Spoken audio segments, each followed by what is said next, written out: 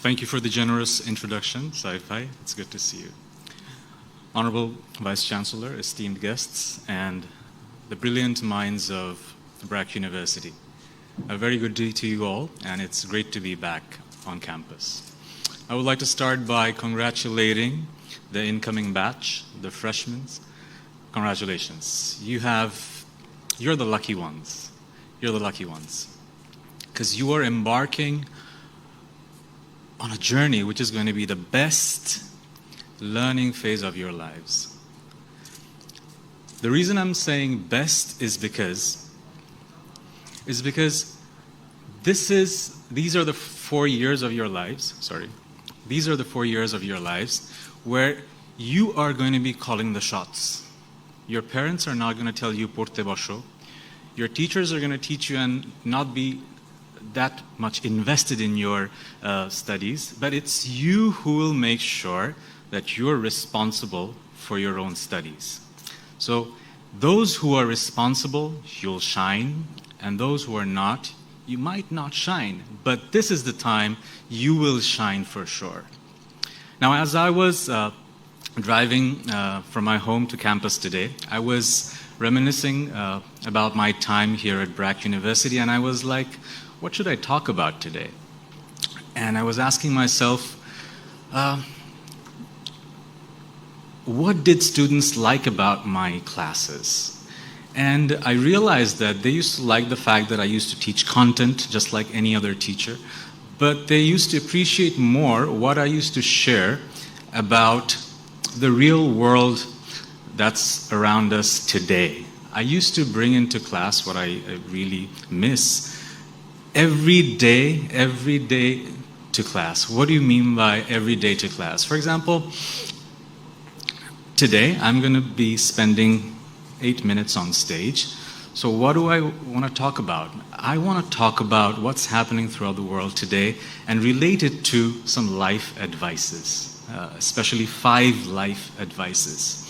So here it goes. The number 1 is embrace change. The thing is, change is the only constant, but most of us, we don't accept change. But as I look back, the reason I'm here today and I've achieved whatever I have achieved is because I was malleable and I was open to change. Just to give you an example, why change is so important. You all have seen this incident this past week where Cristiano Ronaldo took 2 bottles of Coke and put those bottles aside on a press conference. It created ripples throughout the stock market and the stock price for Coke plunged, right? So I'm talking about change. What changed? When I was in business school at IBA 20 odd years back, my marketing faculty showed us this list of brands, the most valuable brands, which was done by Interbrand, a firm that creates a brand valuation, equity valuation list. So Coke, I believe, was the number 1 brand back then, and drinking Coke was cool. And I clearly remember how my faculty was stressing on the fact that Coke has been around for so many years and it's going to be around for so many years in the future. But fast forward 20 years and things have changed. Cola drinks are sugary drinks and they're not good for your health and they're not cool anymore. And when someone like Cristiano Ronaldo, and health aficionado, takes those bottles away, the young generation sees those bottles as uncool. And that's why the markets respond, right?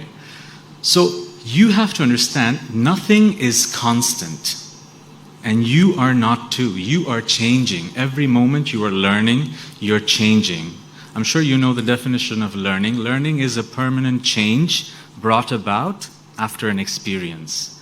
So you have to change every moment. Every day that you come to class, when you go back home, ask yourself, have I changed for better?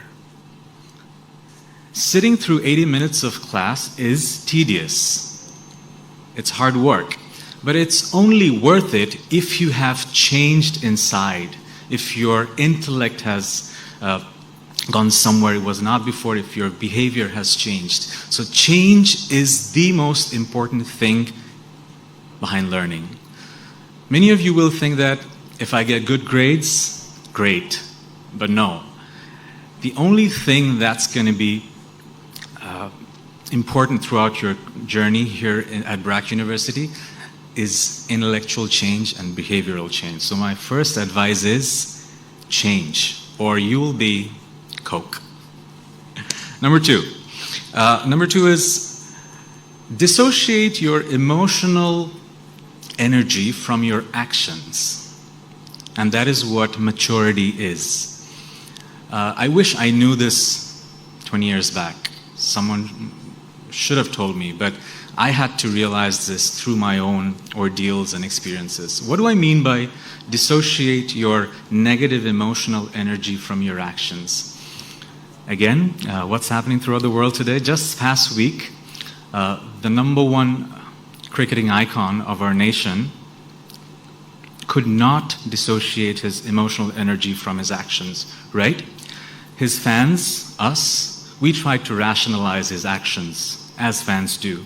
Others did not take it very lightly. They said it was immature and unprofessional. But what can we learn from this incident?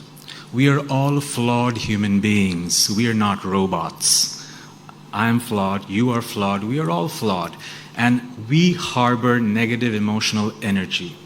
But what separates from a mature and immature individual is a mature individual can dissociate that emotional energy from action. Now, no one's mature in that sense, because from time to time we all have those outbursts, right? But what I'm trying to say is that during the course of 4 years here at BRAC University and beyond, you not only need to concentrate on acquiring knowledge, but you also need to concentrate on acquiring positive emotional energy and learn how to dissipate negative emotional energy, thus having maturity. So that's my second advice, be mature. So what was the first one? Embrace change. Number 2, be mature. And number 3 is let's be less judgmental. We are all judgmental human beings, right? We all judge each other every now and then.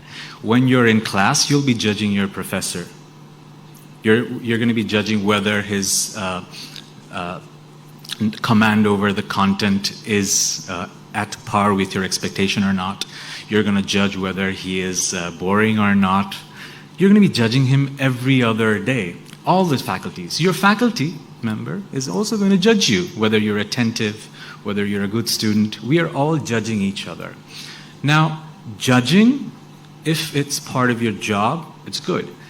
But what I've seen in my life is that most of us are so judgmental that we have forgotten the word compassion. We are judging each other every moment in a manner that we feel like we have the authority to judge everyone. My request to you is that let's put on that compassionate hat and then look at people. Let's be a bit more humane. The other current incident that I want to talk about, this I don't think many of you have seen, but recently in India, this past week, an advertisement by an alcoholic beverage went viral for the wrong reasons. Many of you have seen it, many of you haven't. So Sanjay Dutt, the Bollywood superstar, was part of this advertisement of an alcoholic beverage where he was promoting the beverage using toxic masculinity. Now this advertisement was aired maybe 25 years back. I don't know the exact date. But in 2021, when someone watches it, it's evident that it's extremely toxic. And that's why it went viral this week.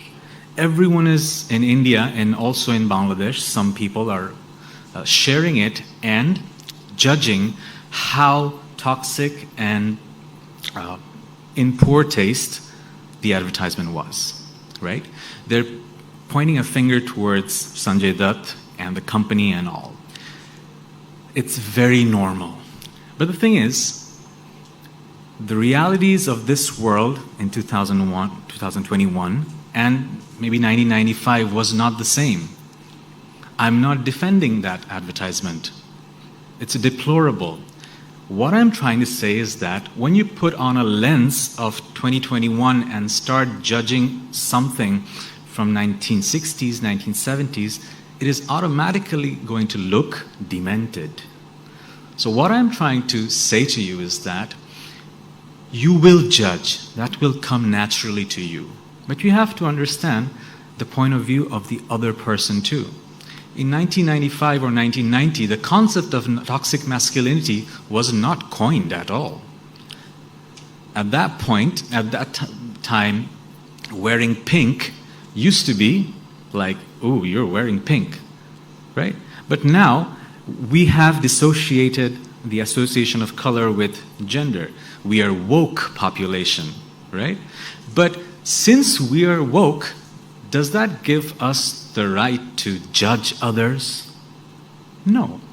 We can educate others. So my advice, third advice to you is that be good students, but more than that, be an individual with compassion.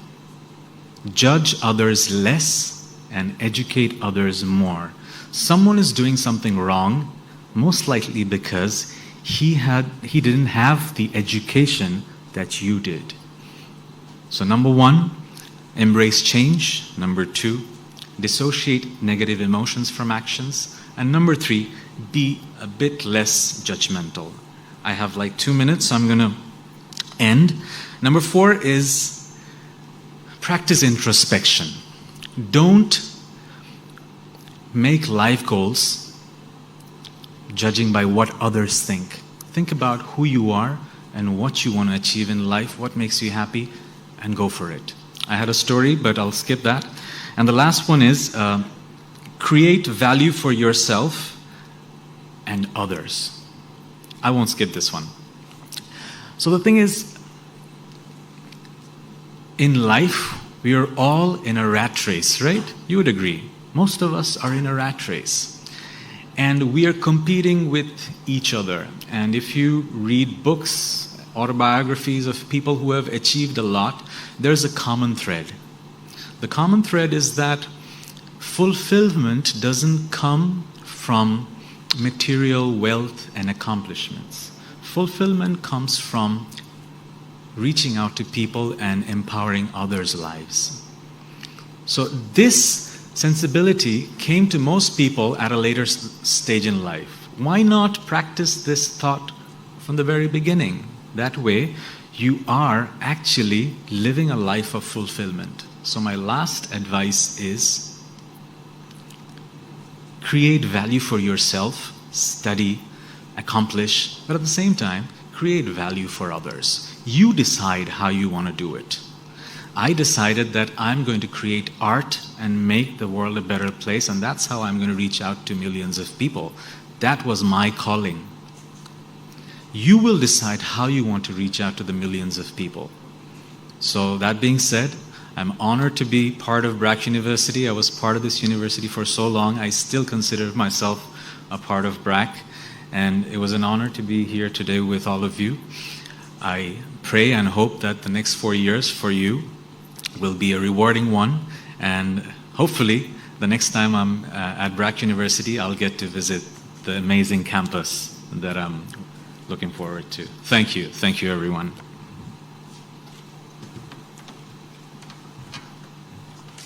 Thank you so much, Tahsan bhai.